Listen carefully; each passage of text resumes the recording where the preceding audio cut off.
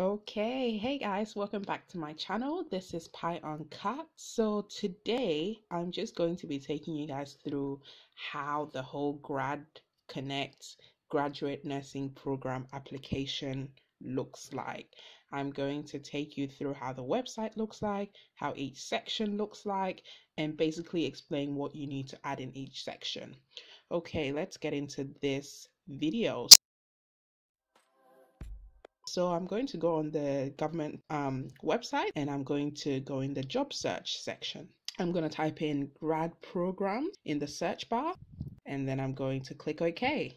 We're just going to search that and it's going to come up with three options. Our search result. It has one for midwifery, one for enrolled nursing, and one for registered nurse. We're going to click on the registered nurse graduate program. This one is going to be for this year's application, but in case you're watching this for any other year, it will say the following year where your grad program is going to start. So in this case, grad program I'm applying for this year doesn't actually start until 2021. So down here are just some selection criteria that you have to answer for registered nursing. You should have already seen this about a month prior to the opening date of this application, so you had enough time to work through it. Okay, moving on. So here's just some tips on how to apply for a job.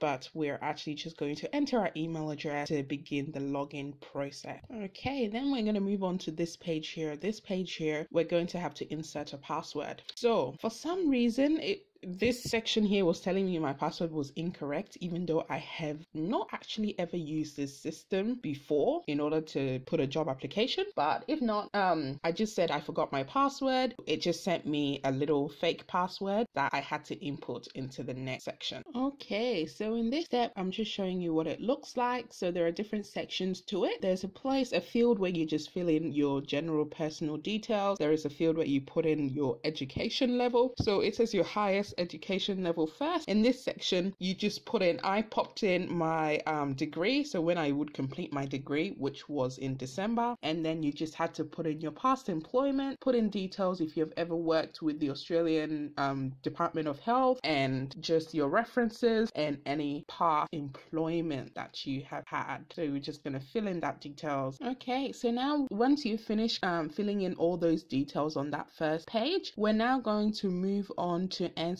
this eligibility criteria. So in this step of the GradConnect process, it's just going to ask you a couple of questions. If you're an Australian citizen, when are you getting your registration? When did you complete your degree? If you've worked less than 988 hours as a registered nurse, and if you've ever participated in a graduate program. You just fill in and using the drop down menu to select yes or no. So the next step is you just need to confirm that you are a Western Australian resident and an Australian citizen or permanent resident. So in this step, it's just some general questions, just like, are you going to be okay to do a fitness test? Are you an Australian or Torres Strait Islander?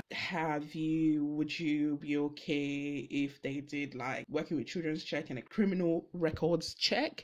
And if you've ever previously applied for a GradConnect position, and then just, are you willing to undergo any ongoing research for graduate employment? Just fill that with a drop down menu for yes or no. So once you're done with that, we're just going to save the answer and move on to the next step. I just like saving the answers, so just in case I want to close it and come back, I can always do that.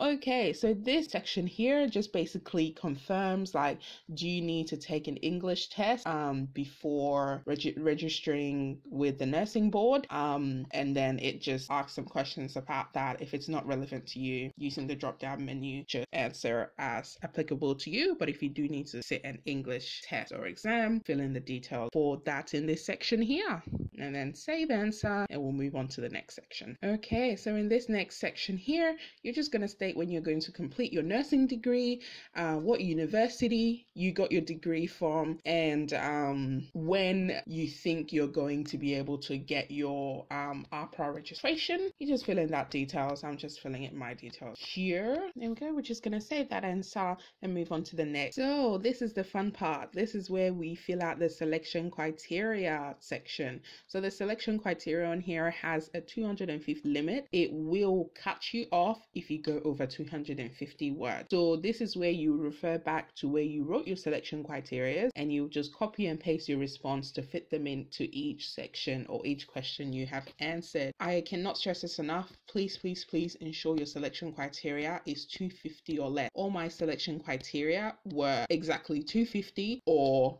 for the third one, I had one extra word left. So just save those answers and we'll move on to the next question. So in this section here, basically, you're just going to list all your clinical placements that you have done till date. So the way I did this backwards. I did this for my most recent clinical placement to my first ever clinical placement I did, in my first year. Then the next section is basically just adding any additional information. So in this section, you're going to basically talk yourself up and say why they should hire you. What are you good at? What are some academic things you've done? What are some things that comments that you've gotten? Why are you basically a good candidate? It is very important that you just add some information here. It says additional information if you want. I mean, you can choose if you don't want to put information, but I would definitely recommend that you pop information in here. Just additional things, why you should be chosen rather than others. So we're just going to save that and move on to the next section. So in this section, it's just talking about if you had experience in the great work experience. I don't know what that is, but I guess some people did it. So if that's applicable to you, definitely answer that question. And it just asks another program that people may have participated in. Just select if it is applicable to you. And then in this section here, it would just ask you if you're an enrolled nurse, if you've completed your enrolled nursing degree, definitely answer as applicable. And another question here, if you've completed a dual midwifery and RN degree, select if this section is applicable to you. Okay, to the other fun part where we get to select your preferences. So you get an option of 3 preferences from your most the one you definitely want. Try not to play any numbers game with this. Try not to play off, hearsay, these people said, there was going to be more placements here than here, or there's more placements in rural than township, more opportunities. Like, don't play numbers, play with where you want. It gives you a list of all the hospitals. So there's another page you can access where it actually gives you a list of all participating hospitals on GradConnect. I'll show you that a bit later, but you just select from your top preference to your third preference, basically. Just place your preferences where you want to go. So once that's done, save and continue. Then we're going to move on to here, the last page of any application, where it basically just says, hey, you understand the conditions of this, and whatever you filled out is correct and it's 100% your information and you haven't lied or whatever. So you're just going to take that you've read and you understood, and you basically submit the application. And after that, it's out of your hands. And if you submit this before the closing date, I believe that you can go back and change the information on this application. But after the closing date, you're unable to make any changes. They will send you a little email just to confirm that you have completed your application and everything, and you can always go back and view your application on the My Jobs section. So that's basically the process of applying for GradConnect. I hope this was insightful. Just being able to see everything, I feel like is very good, very handy to be able to see how the whole website looked like, because the issue was, before I started doing this, I didn't know what to expect coming onto this website. So I guess just getting a video of what it actually looks like, what the questions mean and everything. I hope this video helped you, and this GradConnect website is actually a very good, handy website for you for everything to do with GradConnect. I would suggest start looking at this probably at the start of the year, start seeing when application dates open and everything, and it just has some information that will be really helpful for you. So this is when our application closes and opens, and it just has some tips for applications and important dates and all that. So definitely check out this website. So this website's really good with all the information you need in preparation for your grad program. That is it for today's video. I hope it was helpful. Definitely comment down below if you have any more questions about the whole entire process, and I'll try to answer it as much as possible. Thank you so much for stopping by. It's your girl, Pi, going. Please do the needful. Please subscribe down below.